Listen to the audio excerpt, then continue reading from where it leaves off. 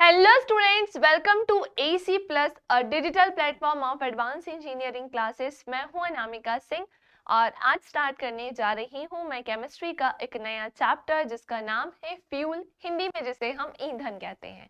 इस चैप्टर के बारे में आपने काफी ज्यादा सुना होगा, लेकिन फ्यूल है क्या और ये हमारी लाइफ के लिए किस तरह से इम्पोर्टेंट है, इसके बारे में हम आज की क्लास में डिस्कस करेंगे। सो हो जाइए तैयार। और आप सभी को इसे लिखने की आवश्यकता नहीं है। मैं आप सभी को इसके अलग से इसकी जो पीडीएफ है वो हमारे टेलीग्राम चैनल पर प्रोवाइड करा दूंगी एज यूजुअल, जैसे कि सारे हमारी क्लासेस की मिलती है। सो आप वहां से चाहें तो आराम से बैठकर उसे नोट डाउन कर सकते हैं, या आप चाहें, आपका मन कर रहा है कि मैं जहां पढ़ा रही हूँ उसी प्लेस पर आपको वहीं मेरे साथ साथ नोट करते हुए चलना है, सो आप ये भी कर सकते हैं। बाकी स्टार्ट करते हैं आज के अपने इस प्यारे से सेशन को लाइक नहीं किया है तो फटाफट से लाइक कर दीजिए, शेयर नहीं किया है तो शेयर कर दीजिए और अपने अपने प्यारे से कमेंट्स भी कर दीजिएगा कि आपको सेशंस कैसे लग रहे हैं। तो अब बढ़ते हैं हम हमारे इस सेशन को आगे बढ़ाने की तरफ, जहां सबसे पहले तो मैं आपको यही बताऊंगी कि ईंधन यानी कि फ्यूल भाई ये होता क्या है। तो ध्यान से सुनिएगा। वह पदार्थ यानी कि एक ऐसा पदार्थ जो हवा में जलकर बगैर अनावश्यक उत्पाद के ऊष्मा उत्पन्न करता है, उसी को हम क्या बोलते हैं? ईंधन कहते हैं, यानी कि फ्यूल कहते हैं। सो फर्स्ट ऑफ ऑल ये एक तरीके का क्या है? सब्सटेंस है। ये एक तरीके का क्या है? सब्सटेंस, यानी कि पदार्थ जो वो हवा में जलकर, वो भी किसके? बिना अनावश्यक उत्पाद के, आवश्यक नहीं बिना अनावश्यक उत्पाद के, और जो ऊष्मा उत्पन्न करता है, यानी कि जो हीट उत्पन्न करता है। ऊष्मा बोले तो जो हीट उत्पन्न करता है, बस उसी को हम क्या कहते हैं? फ्यूल कहते हैं। जैसे पेट्रोल बहुत ज्यादा इंपॉर्टेंट है भाई, पेट्रोल तो इससे इससे कई गुना ज्यादा इंपॉर्टेंट है। पेट्रोल नहीं होगा तो हम एक प्लेस से दूसरे प्लेस पर नहीं जा पाएंगे, है ना, क्योंकि अब तो हमारी हैबिट हो चुकी है गाड़ी की और हम बिना गाड़ी के इधर उधर हो नहीं सकते हैं। सो पेट्रोल का तो हमारे जीवन में एक बहुत महत्वपूर्ण योगदान है। लेकिन कई सारे लोगों को ईंधन के बारे में, फ्यूल के बारे में नहीं पता होता है कि इसका क्या रोल है। तो सुनो, ध्यान से सुनिएगा। सबसे पहले तो हम जानते हैं इसके बारे में, इसके गुड फ्यूल जो होता है, यानी कि एक अच्छे ईंधन की प्रॉपर्टीज क्या होती है, इसके गुणधर्म क्या होते हैं। सो हेडिंग है हमारे अच्छे ईंधन के गुण। क्या है हेडिंग हमारी? अच्छे ईंधन के गुण। तो ध्यान से सुनिएगा, एक अच्छे ईंधन में कौन कौन सी क्वालिटीज होनी चाहिए, गुणधर्म होने चाहिए। जैसे पहला, ध्यान से सुने, सबसे पहली चीज तो ये सस्ता होना चाहिए और आसानी से अवेलेबल होने वाला होना चाहिए। जी हाँ, तो यानी कि ये सस्ता हो और आसानी से उपलब्ध हो जाए। मतलब ऐसा ना हो कि हमें फ्यूल चाहिए तो हमें बहुत सोचना पड़ जाए कि नहीं यार वो तो बहुत ज्यादा एक्सपेंसिव होता है। दूसरी चीज कि उस फ्यूल को लेने के लिए हमें बहुत दूर तक जाना पड़ेगा। सो ऐसा हमारे माइंड में ना आए, और इसीलिए इसके बारे में बात चल रही है। इसका गुणधर्म कैसा होना चाहिए? तो सबसे पहली चीज कि ये सस्ता, और दूसरा इजीली अवेलेबल हो जाए। उसका ऊष्मीय मान उच्च होना चाहिए। अब इसका ऊष्मीय मान यानी कि ऊष्मा का जो मान होता है उसी को ऊष्मीय मान कहते हैं। तो इसका ऊष्मीय मान भी कैसा होना चाहिए? उच्च, यानी कि हाई। ठीक है, नेक्स्ट आते हैं, जलने के बाद उससे अधिक मात्रा में अपशिष्ट पदार्थ नहीं बचना चाहिए। जब ये जल जाएगा और ज्यादा मात्रा में अपशिष्ट पदार्थ देगा, अपशिष्ट पदार्थ बोले तो भाई वेस्ट प्रोडक्ट, और अगर ज्यादा मात्रा में ये वेस्ट प्रोडक्ट देगा तो वो कहीं ना कहीं पॉल्यूशन का एक कारण बन जाएगा, गंदगी का एक कारण बन जाएगा, है ना, फिर उसका अलग मैनेजमेंट करना पड़ेगा। इसीलिए अच्छे ईंधन के बारे में क्या बात चल रही है कि एक अच्छा ईंधन जलने के बाद अधिक मात्रा में अपशिष्ट पदार्थ नहीं देना चाहिए, यानी कि इसे जलने के बाद ज्यादा मात्रा में इसका वेस्ट प्रोडक्ट ना बचे। नेक्स्ट आते हैं, जलने के दौरान या बाद कोई हानिकारक पदार्थ जो है वो उसमें उत्पन्न भी नहीं होना चाहिए। मान लीजिए कि फ्यूल जल रहा है, ईंधन जल रहा है, तो जलने के पहले और जलने के बाद इससे कोई ऐसी चीज नहीं निकलना चाहिए जो काफी ज्यादा हानिकारक हो, यानी कि वो दूसरों को नुकसान पहुंचा सके या हमारे एयर को नुकसान पहुंचा सके। किसी भी चीज के लिए हानिकारक यानी कि नुकसानदायक नहीं होना चाहिए। ये एक और इसका गुणधर्म है, इसकी प्रॉपर्टी है। नेक्स्ट आते हैं उसका जमाव, परिवहन आसान होना चाहिए। जमाव भी आसान होना चाहिए और ट्रांसपोर्टेशन भी इजीली हो जाए, आसानी से हो जाए। ऐसा अगर है तो ही वो अच्छा ईंधन कहलाएगा, यानी कि उसका परिवहन भी आसानी से होना चाहिए। नेक्स्ट आते हैं, उसका जलना नियंत्रित होना चाहिए कि किस मात्रा तक ये जल सकता है, तो उसके बारे में बात चल रही है कि इसका जलना कैसा होना चाहिए, नियंत्रित। एंड सबसे लास्ट आइएगा, उसका प्रज्वलन ताप जो है वो कैसा होना चाहिए, निम्न। अगर आपसे पूछेंगे कि इसका ऊष्मीय मान कैसा होगा, यानी कि इसका ऊष्मा का मान कैसा होगा, तो वो हाई होगा, और वहीं इसका प्रज्वलन ताप बोलेंगे तो वो कैसा होगा, लो। तो एक अच्छे ईंधन की क्या क्या प्रॉपर्टीज होती हैं, क्या क्या गुणधर्म होते हैं, मैं आशा करती हूँ कि हर एक लाइन का मतलब आपको बहुत ही अच्छे से समझ में आ गया होगा, और आना भी चाहिए भाई, क्योंकि शब्द ही इसमें ऐसे प्रयोग किए गए हैं जो आपको आसानी से समझ में आ जाएं। अब हम बढ़ते हैं फटाफट से आगे की तरफ, और हम जानते हैं इसी को थोड़ा सा और। ईंधन का ऊष्मीय मान क्या होता है, इस पर डिस्कशन करना तो बनता ही है। मैंने बोला ना कि अगर एक अच्छी प्रॉपर्टी फ्यूल की हमें बतानी है तो उसका ऊष्मीय मान कैसा होना चाहिए, हाई। कैसा होना चाहिए, हाई। कैलोरीफिक वैल्यू कैसी होना चाहिए, तो वो होनी चाहिए हाई, यानी कि उच्च। लेकिन कैसे, तो सुनो, फर्स्ट ऑफ ऑल ये है क्या, इसके बारे में भी हम डिस्कशन कर लेते हैं। तो किसी ईंधन का ऊष्मीय मान ऊष्मा की वह मात्रा होती है जो उस ईंधन के 1 ग्राम को वायु या ऑक्सीजन में पूर्णतः जलाने के पश्चात प्राप्त हो।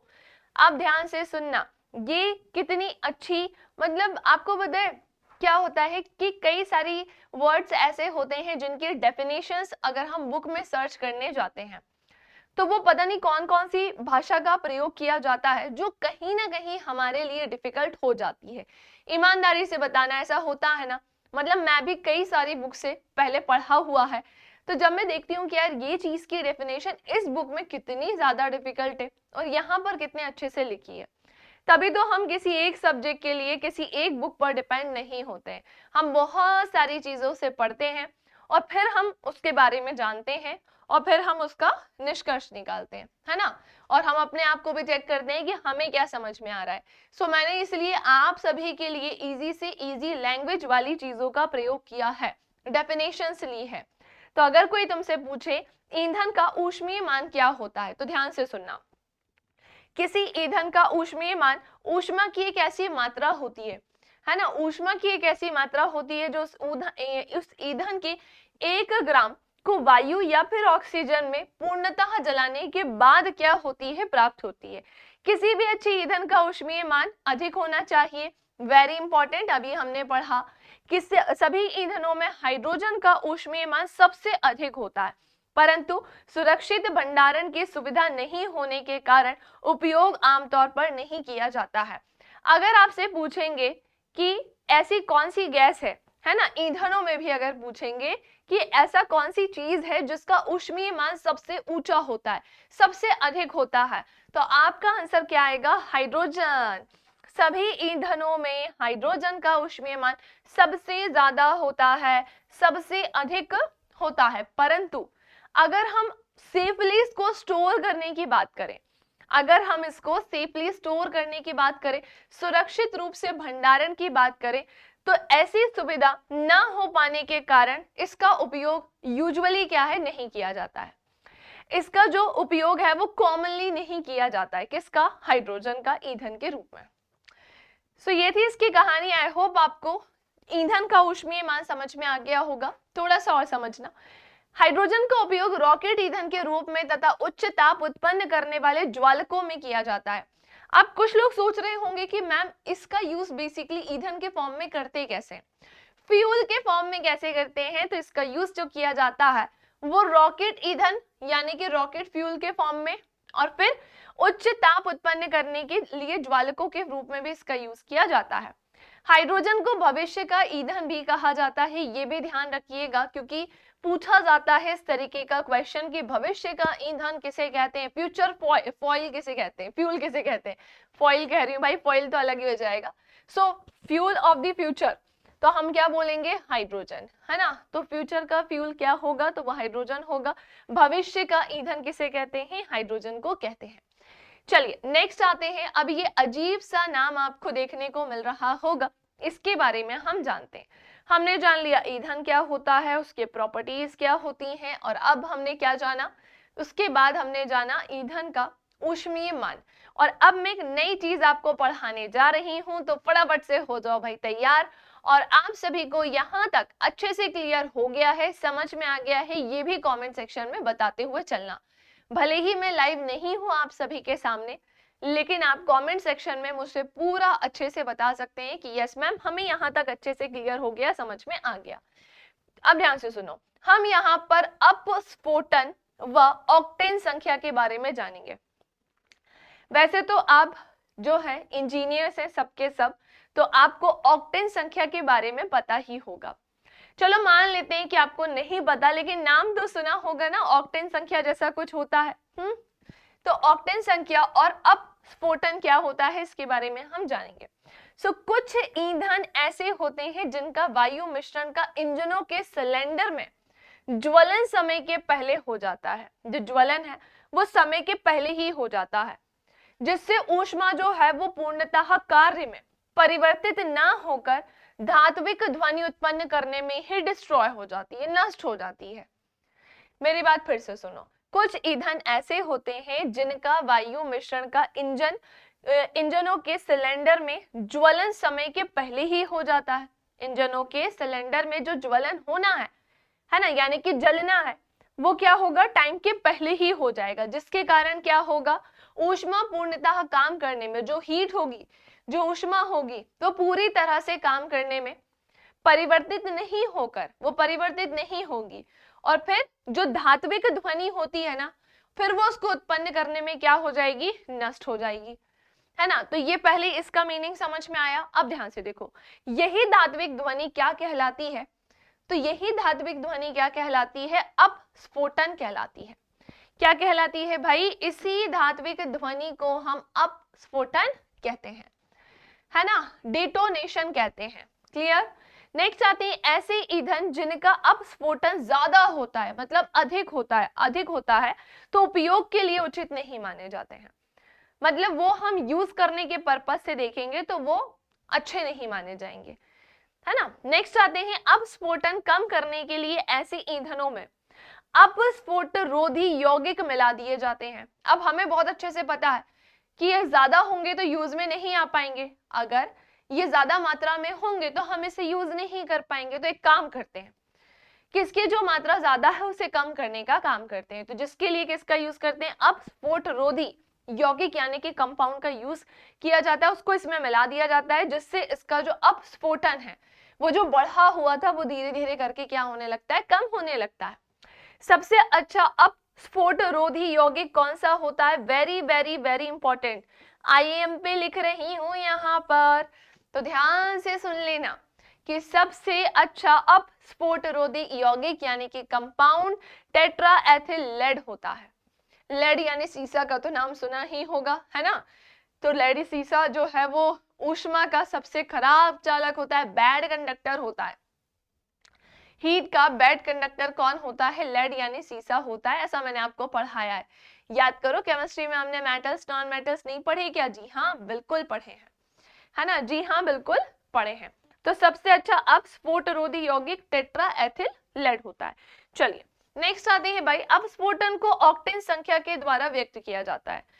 अब इसे प्रेजेंट कैसे करेंगे, है ना, तो इसको या एक्सप्रेस कैसे करेंगे, तो ऑक्टेन संख्या के रूप में करेंगे किसी ईंधन जिसकी ऑक्टेन संख्या जितनी अधिक होती है, मतलब बहुत ज्यादा अगर होती है, तो उसका अपस्फोटन उतना ही कम होता है तथा वह उतना ही उत्तम ईंधन माना जाता है, फिर वो उतना ही अच्छा ईंधन, सर्वश्रेष्ठ ईंधन माना जाता है।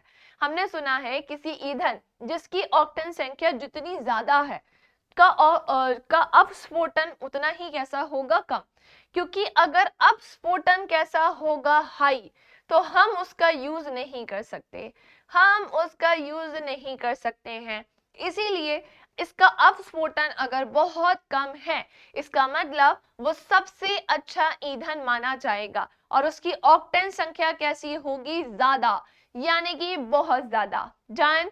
चलो भाई, तो मैंने आपको ऑक्टेन संख्या क्या होती है इसके बारे में बता दिया, ये अपस्फोटन क्या होता है इसके बारे में बता दिया। अब मेरी बात ध्यान से सुनना, क्या मैम इस तरीके से क्वेश्चन, मतलब इस वाले चैप्टर से क्वेश्चंस आते हैं क्या, ये अपस्फोटन से, ऑक्टेन संख्या से? हाँ जी बिल्कुल आते हैं। आप सोचो, देखो अगर कोई भी चीज पढ़ाई जा रही है इसका मतलब उसके पीछे कारण है। तो फ्यूल वाला चैप्टर भी यस आपके एग्जाम में बहुत ज्यादा इंपॉर्टेंट है भाई। वो कई बार ये पहचानने को ही दे देते हैं, अब ऐसे नाम आ जाते हैं तुम्हारे सामने और जो तुमने चैप्टर में कभी पढ़ा ही नहीं है, तो ऑब्वियस सी बात है ना, तुम्हारे लिए तो नया हो जाएगा। फिर तुम कहोगे कि यार ये कहाँ से आ गया है। और आते हैं इससे क्वेश्चंस, बिल्कुल आते हैं। मतलब देखो वो वही घिसा पिटा रटा रटाया ऑल टाइम नहीं चल सकता है ना, तो वो लोग चेंज कर करके देते हैं, लेवल बढ़ा कर, कम कर कर, इंक्रीज कर कर, डिक्रीज सब करते हैं वो लोग, है ना।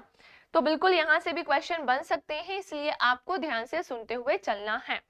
तो ईंधन का वर्गीकरण मैं आपको बताने जा रही हूँ। भौतिक अवस्था के आधार पर ईंधन को निम्न प्रकार में बांटा गया है, और वो निम्न प्रकार कौन कौन से हैं? एक ये 3 प्रकार है ना। ईंधन को 3 पार्ट में बांटा गया है, एक है ठोस ईंधन, एक है द्रव ईंधन, और एक क्या है? गैसीय ईंधन। जैसे पदार्थ की अवस्थाएं होती है ना, 5 होती है, 4 नहीं, 3 नहीं होती बल्कि 5 होती है। ठोस होती है, द्रव होती है, गैस होती है, प्लाज्मा होती है, और बोस आइंस्टीन कंडेंसेट होती है। अब क्या है ना, ईंधन में भी हमें तीनों में ईंधन पढ़ने पड़ेंगे। मतलब सॉलिड जैसा भी कोई फ्यूल होता है, हाँ होता है, जैसे लकड़ी, ये भी क्या है? ईंधन का ही एक रूप है। कोयला भी ईंधन का एक रूप है, चारकोल भी ईंधन का एक रूप है, कोक भी ईंधन का एक रूप है। मतलब ये सॉलिड फ्यूल में काउंट होते हैं। ठोस ईंधन बोले तो भाई इंग्लिश वाले क्या लिखेंगे? सॉलिड फ्यूल कहेंगे। ओके चलिए, द्रव ईंधन के बारे में सुनेंगे। Petrol, spirit, diesel, ether, kerosene, alcohol, ये सब किस में जाते हैं? लिक्विड स्टेट में जाते हैं। किस में जाते हैं? ये सारे क्या हो जाएंगे? Liquid fuel. क्या होंगे भाई? Liquid fuel. एंड सबसे लास्ट में आइएगा गैसीय ईंधन, है ना, गैस फ्यूल जिसे हम बोलेंगे। इसमें क्या आएंगे? सारे गैसीय वाले, जैसे प्राकृतिक गैसेस जितनी भी होती हैं वो सब आ जाएंगे, कोल गैस आएंगे, प्रोड्यूसर गैस आएगी, गोबर गैस आएगी, सब आ जाएंगे। तो पहले तो हाँ एक चीज मैं और बता दूं, यहां से क्वेश्चन बन सकता है, यहां से क्वेश्चन बन सकता है, ईंधन पहचानने से क्वेश्चन बन सकता है। जैसे पता है वो हमसे ये पूछ सकते हैं कि लिक्विड ईंधन निम्न में से कौन से हैं। सॉरी, आधा क्वेश्चन हिंदी आधा इंग्लिश कर दिया। द्रव अवस्था में पाया जाने वाला ईंधन निम्न में से कौन सा है? ठोस अवस्था में पाया जाने वाला ईंधन निम्न में से कौन सा है? और फिर गैसीय अवस्था में पाया जाने वाला ईंधन निम्न में से कौन सा है? इस तरीके के क्वेश्चंस आपको देखने को मिल सकते हैं। ठीक है, तो ध्यान रखना इस चीज का। चलिए आगे बढ़ते हैं, अब हम कोल के बारे में जानते हैं, है ना, और कोयला के बारे में थोड़ा सा जानते हैं। तो कोयला का नाम तो आप सभी ने सुना होगा। कार्बन की मात्रा के आधार पर कोयला 4 प्रकार का होगा, और आपने ये चारों के नाम भी सुने होंगे। ये भी बहुत इंपॉर्टेंट सेक्शन है जहां से काफी क्वेश्चंस रेज होते हैं। आईएमपी लिख देती हूं मैं यहाँ पर। सो कार्बन की मात्रा के आधार पर कोयला 4 प्रकार का होगा। जैसे एक होता है पीट कोयला, लिग्नाइट कोयला, है ना, बिटुमिनस कोयला और एंथ्रासाइट कोयला। ये 4 तरीके के कोल यानी कि कोयला होते हैं। अब जैसे पीट कोयला क्या होता है, पहले हम चारों को ना कंपेयर करके पढ़ते हैं, और कार्बन की मात्रा के आधार पर हम देखेंगे कार्बन क्या होता है। सो कार्बन एक होता है नॉन मेटल। कार्बन क्या होता है भाई? तो मैं आपको बता दूं कि ये है एक नॉन मेटल। क्या है ये? तो ये है एक नॉन मेटल। हिंदी में जिसे हम क्या बोलते हैं? तो इसे हम अधातु बोलते हैं, है ना। ये क्या है? तो ये है एक अधातु। और कार्बन की अगर मैं बात करूं, सो कार्बन के क्या होते हैं? एलोट्रॉप्स, यानी कि अपर रूप होते हैं। और कार्बन के कितने अपर रूप होते हैं? 2 होते हैं, एक क्रिस्टलीय और एक अक्रिस्टलीय। क्रिस्टलीय में क्या क्या आता है? हीरा आता है, ग्रेफाइट आता है, फुलेरीन आता है। और नॉन क्रिस्टलाइन अक्रिस्टलीय में क्या आता है? तो उसमें आता है जैसे कोक हो गया, कोल हो गया, है ना, और चारकोल हो गया, ये सारी चीजें उसमें आती हैं। और अब आप चाहते हैं कि आपको यही वाला सेक्शन भाई पढ़ना है, तो जिसने नहीं पढ़ा है वो जाना मेरे धातु अधातु वाले चैप्टर में, वहां मैंने इस चैप्टर को पूरा डिटेल में जाकर पढ़ाया विद क्वेश्चंस। इसके मैंने वहां एमसीक्यूज भी करवाए हैं। ओके चलो, तो पीट कोयला क्या होता है, इसमें कार्बन की मात्रा 50 से 60% तक होती है। इसे जलाने पर ज्यादा मात्रा में राख और धुआं निकलता है, इसलिए सबसे निम्न कोटि का कोयला होता है। मतलब सबसे ज्यादा लोअर अगर हम लेकर जाएंगे तो उस टाइप का कोयला होता है। एक ऐसा कोयला जो हमें प्राप्त होकर राख और धुएं के रूप में मिल रहा है, तो वो हमारे किस काम होगा, इसलिए उसे क्या बोल रहे हैं, निम्न कोटि का कोयला बोल रहे हैं। लिग्नाइट कोयला, कोयला इसमें एक ऐसा कोयला जिसमें कार्बन की मात्रा 65 से 70% होती है, और इसका जो रंग है ना वो कैसा होगा, भूरा ब्राउन होता है, और इसमें जलवाष्प की मात्रा कैसी होती है ना, वो ज्यादा होती है। बिटुमिनस, इसमें मुलायम, इसे मुलायम कोयला भी कहा जाता है। इसका उपयोग घरेलू कार्यों में किया जाता है, घर के काम में। इसमें कार्बन की मात्रा 70 से 85% होती है। एंथ्रोसाइट कोयला की बात करें तो ये कोयले का सबसे उत्तम कोटि है। इसमें कार्बन की मात्रा 85% से भी अधिक रहती है। तो हमने देखा कि सब में कार्बन की मात्रा कितनी होती है, और हमने सब में ये भी देखा कि कौन सा कोयला कहाँ कहाँ प्रयोग होता है। ठीक है चलो, तो इसे ऐसे ही ध्यान रख लेना। कुछ इमेजेस भी यहाँ इसीलिए यूज की गई हैं। अब आते हैं लिक्विड फ्यूल की तरफ। लिक्विड फ्यूल को पढ़ने के लिए, यानी कि द्रव ईंधन को पढ़ने के लिए, जिसमें क्या आता है, पेट्रोल, डीजल, केरोसिन तेल, अल्कोहल, स्पिरिट, सभी द्रव ईंधन के ही क्या है, एग्जाम्पल्स यानी कि उदाहरण, है ना। चलिए नेक्स्ट आते हैं अब हम गैसियस फ्यूल यानी कि गैसीय ईंधन के बारे में पढ़ने। क्यों, क्योंकि इसके बारे में तो ऐसा कुछ खास है नहीं, तो चलो अब हम इसके बारे में पढ़ना स्टार्ट करते हैं कि गैसियस फ्यूल जो है वो क्या होते हैं, यानी कि गैसीय ईंधन क्या है। तो मेरी बात भाई बहुत ही ध्यान से सुनिएगा। सबसे पहले यहाँ मैं आपको नेचुरल गैस के बारे में बताने जा रही हूँ। प्राकृतिक गैस का तो आपने नाम सुना ही होगा।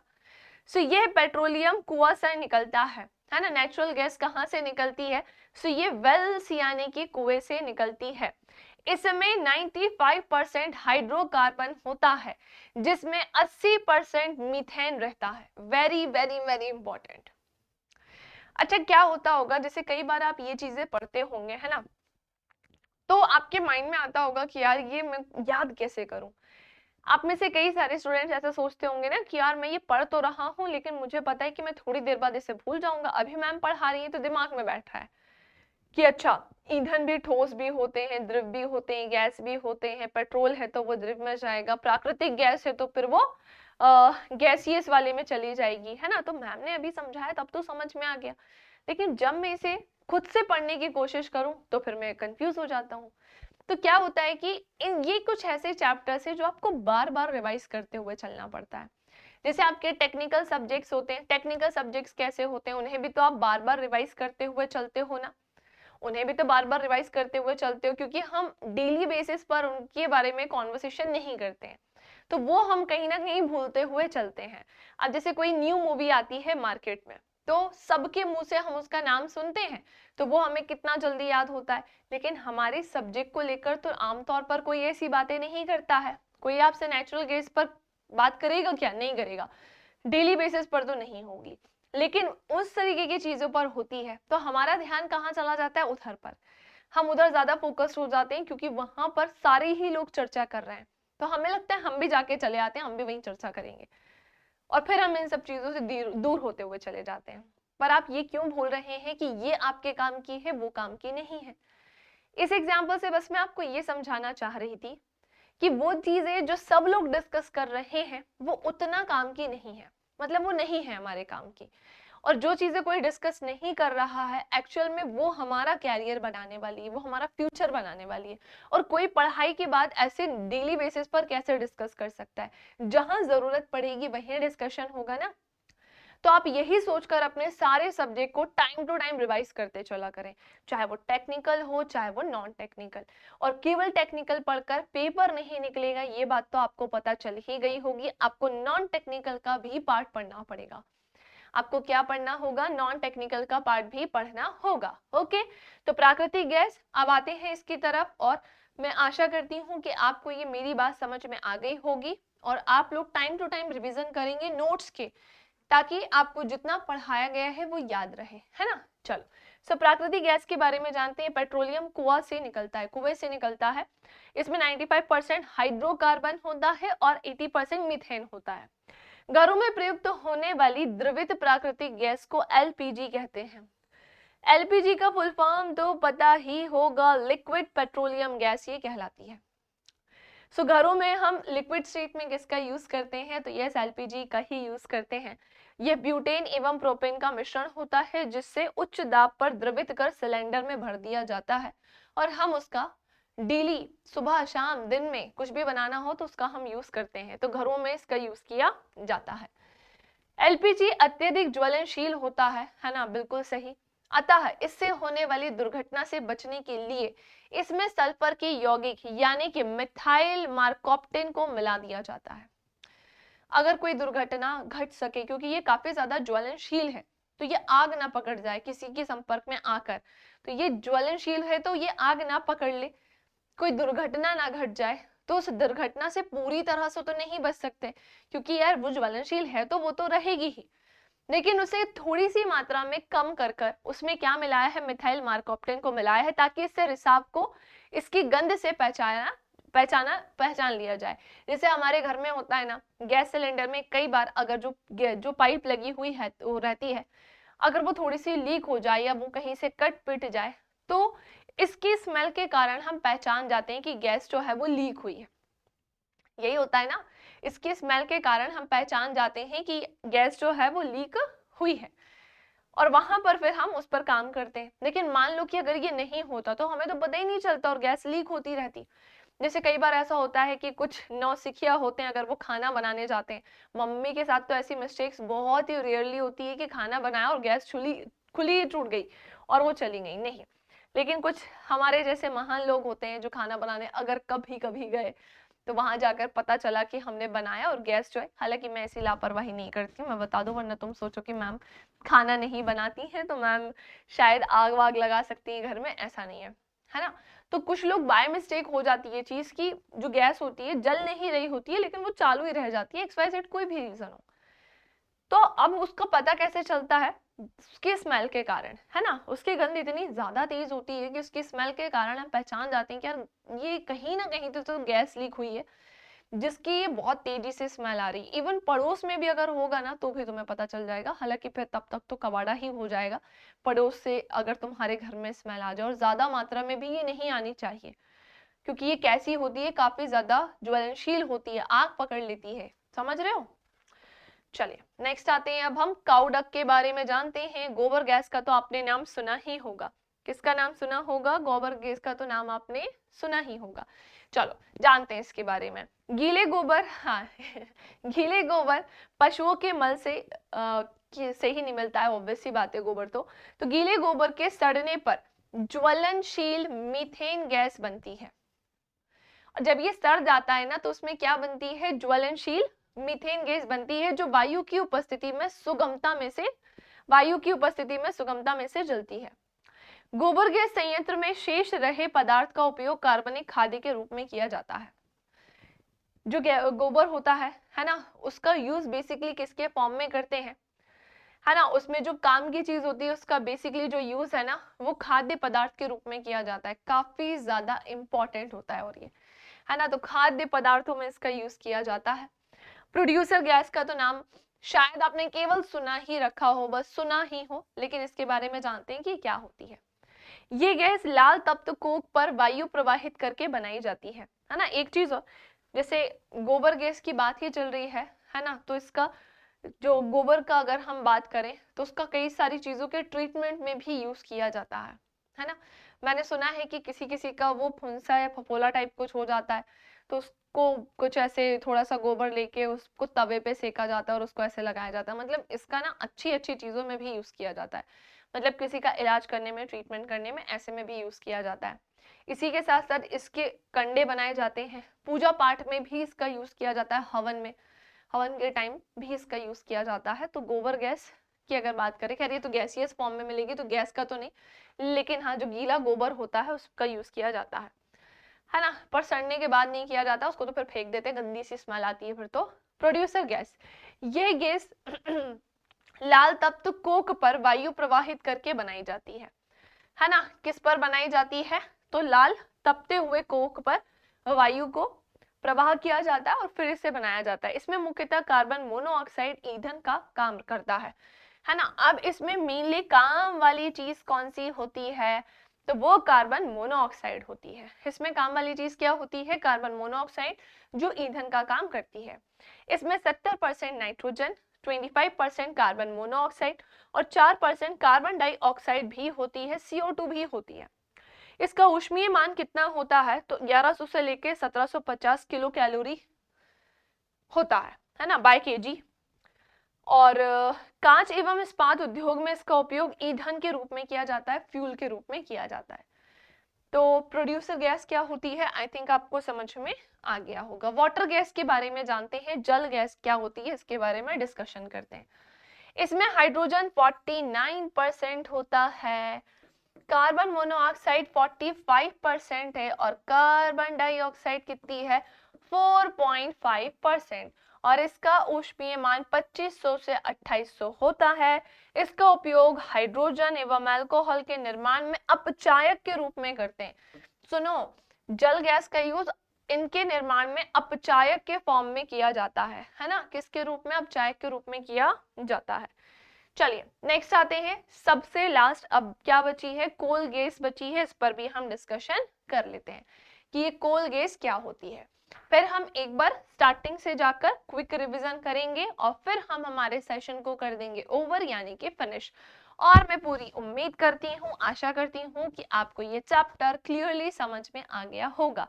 और वैसे तो आ ही जाना चाहिए, ऐसा कुछ इसमें बहुत मुझे नहीं लगता डिफिकल्ट था। हाँ, बस कुछ नाम आपको याद करने पड़ेंगे कि कौन सी चीज किस में जा रही है, और थोड़ा सा थ्योरी वाला पार्ट था तो थ्योरी आपको याद करनी होगी। मेन चीज याद हो जाएगी तो थ्योरी तो अपने आप याद हो ही जाएगी फिर, है ना। तो ये कोयले के भंजक आसवन से बनाया जाता है। ये रंगहीन तीक्ष्ण गंध वाली गैस होती है। फर्स्ट ऑफ ऑल ये कैसी होती है? कलरलेस होती है। कोल गैस कैसी होती है? सो एक ऐसी गैस होती है जो कैसी होगी? कलरलेस होगी, है ना। और इसकी गंध कैसी होती है? बहुत तीखी, मतलब बहुत तेज होती है इसकी गंध, तभी बोल रहे हैं तीक्ष्ण गंध, यानी कि तीखी गंध, तेज गंध होती है। ये वायु के साथ विस्फोटक मिश्रण बनाती है। कैसा मिक्सचर बनाती है? तो ये मिक्सचर बनाती है विस्फोटक मिक्सचर। इसमें 54% हाइड्रोजन, 35% मीथेन और 11% कार्बन मोनोऑक्साइड, 5% हाइड्रोकार्बन और 3% कार्बन डाइऑक्साइड होता है।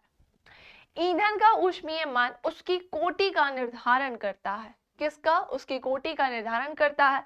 अल्कोहल को जब पेट्रोल में मिला दिया जाता है तो उसे पावर अल्कोहल कहते हैं। उसका भी एक तरीका होता है, घर पे बैठे बैठे इसे खुद से एक्सपेरिमेंट मत कर देना, इस तरीके की केमिस्ट्री के एक्सपेरिमेंट कभी खुद से मत करना। तो अल्कोहल को जब पेट्रोल में मिला दिया जाता है तो इसे पावर अल्कोहल कहते हैं, जो ऊर्जा का एक वैकल्पिक स्रोत होती है, मतलब ऑप्शनल सोर्स बोल सकते हैं हम एक तरीके का, है ना। मतलब ऐसा नहीं कि ये मिलेगा ही मिलेगा, नहीं, ये ऑप्शनल हो जाएगा। सिगरेट लाइटर में ब्यूटेन का प्रयोग किया जाता है, वेरी इंपॉर्टेंट, ये तो तुम्हें पता ही होना चाहिए, है ना। तो सिगरेट लाइटर जो होता है ना, सिगरेट का जो लाइटर, उसमें ब्यूटेन का प्रयोग किया जाता है। So that's it. I hope आपने पूरी इंफॉर्मेशन सुन ली हो और पूरी बात आपको मेरी अच्छे से समझ में आ गई हो। तो अगर आप में से कोई इंग्लिश मीडियम वाले हैं तो भाई मैं पूरा कंटेंट हिंदी इंग्लिश दोनों में ही देती हूँ। तो हिंदी वाले हिंदी में लिख सकते हैं, इंग्लिश वाले इंग्लिश में लिख सकते हैं। और हिंदी वाले आपको इंग्लिश का भी थोड़ा सा सपोर्ट लेकर चलना होगा, क्योंकि एग्जाम में कुछ वर्ड्स इन केस बहुत शुद्ध हिंदी में आ जाएं जो आपको ना समझ में आए, क्योंकि कई बार ऐसा हो जाता है कि शुद्ध हिंदी से भी बहुत हिंदी निकल के आ जाती है उसमें, तो हम एटलीस्ट उसका इंग्लिश में तो जाने। कई बार ऐसा होता है साइंस के क्वेश्चन हिंदी मीडियम वाले शुद्ध हिंदी में ना समझकर इंग्लिश में अगर पढ़ते हैं तो उन्हें समझ में आ जाता है। उसके पीछे रीजन ये है क्योंकि शुद्ध हिंदी में साइंस पढ़ना थोड़ा सा डिफिकल्ट होता है। हालांकि मैं पढ़ाती दोनों लैंग्वेज में हूँ, लेकिन मैं आपको बताऊं डेली बेसिस पर कोई शुद्ध हिंदी में आपसे बात नहीं करेगा, ठीक है। इसलिए आपको इंग्लिश के बारे में थोड़ा सा नॉलेज होगा तो आप अपने एग्जाम में और अच्छे से कर पाओगे। तो सबसे पहले भाई हमने क्या जाना, तो हमने यही ही जाना कि ये ईंधन यानी कि फ्यूल क्या होता है। फिर हमने क्या जाना, तो फिर हमने जाना इनकी प्रॉपर्टीज क्या होती हैं। तो अगर इंग्लिश मीडियम वाले हैं तो वो स्लाइड को ध्यान रख लेना, और हिंदी मीडियम वाले इसको ध्यान रखना। मैं विशेष रूप से इन स्लाइड्स का ही यूज करती हूँ, हिंदी वाली का। हालांकि मैं इंग्लिश के भी बारे में बताते हुए चलती हूँ, बट हिंदी का विशेष रूप से चूज करने के पीछे एक रीजन होता है, क्योंकि मोस्टली स्टूडेंट्स कैसे होते हैं, हिंदी मीडियम वाले, है ना। मतलब मैंने देखा ऑफलाइन में भी आपका जब मैंने बैच लिया था तो मोस्टली स्टूडेंट्स हिंदी वाले थे।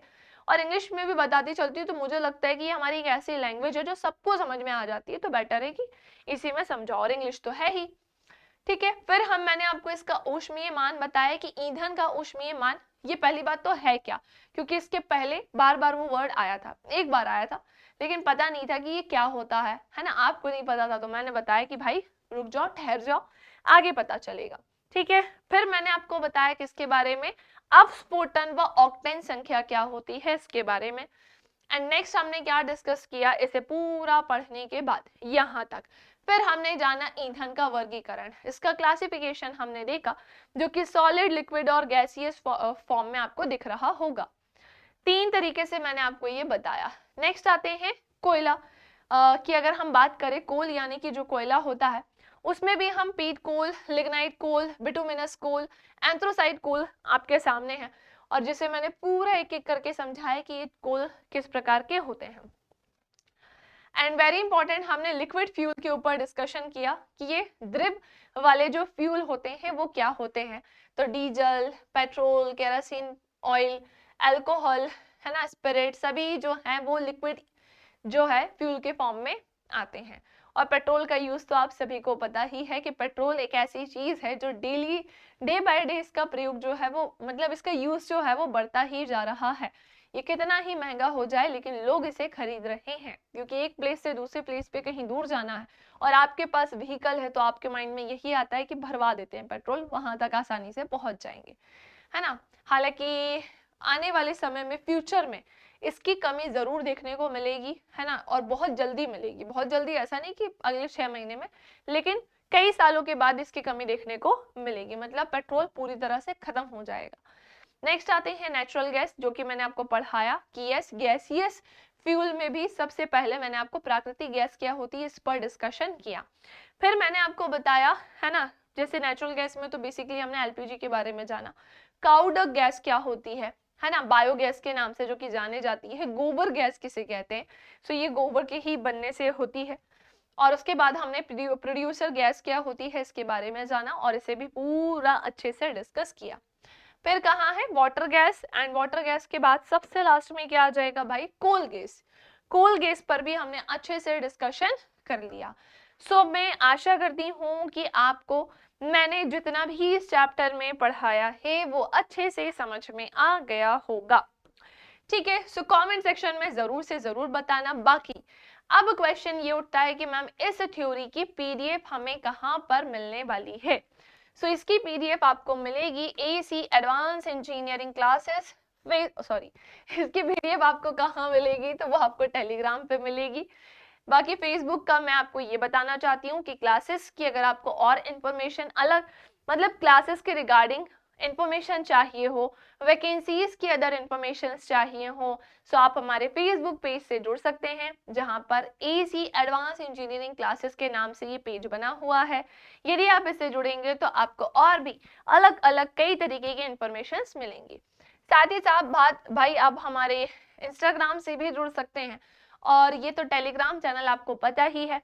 आज की क्लास में जितना पढ़ाया है उसकी पीडीएफ तो यहाँ मिलेगी ही, साथ ही साथ इसके पहले जितना पढ़ाकर मैं रख चुकी हूँ, पूरा बायो, पूरी फिजिक्स, पूरी केमिस्ट्री खत्म की कहानी पर है, जहां हम ऑलमोस्ट डन ही है।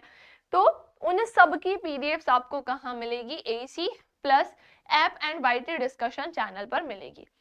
इसी के साथ साथ, है ना, और ये टेलीग्राम पर है। और यदि आपने हमारे चैनल को अभी भी सब्सक्राइब नहीं किया है तो फटाफट से कर दीजिए हमारे चैनल को सब्सक्राइब, और वीडियो को लाइक नहीं किया है तो लाइक कर दीजिएगा, और अपने प्यारे प्यारे से कमेंट जरूर से जरूर करिएगा। और एक चीज और मैं आपको बताना चाहती हूँ कि अगर आप चैनल को सब्सक्राइब करेंगे ना, तो आपको इसी के साथ बेल आइकन भी प्रेस करनी होगी, तो आपको हमारी क्लासेस के नोटिफिकेशन मिलेंगे।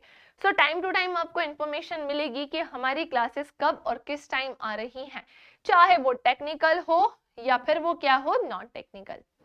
सो मिलते हैं अब हम हमारी नेक्स्ट क्लास में। Thank you class.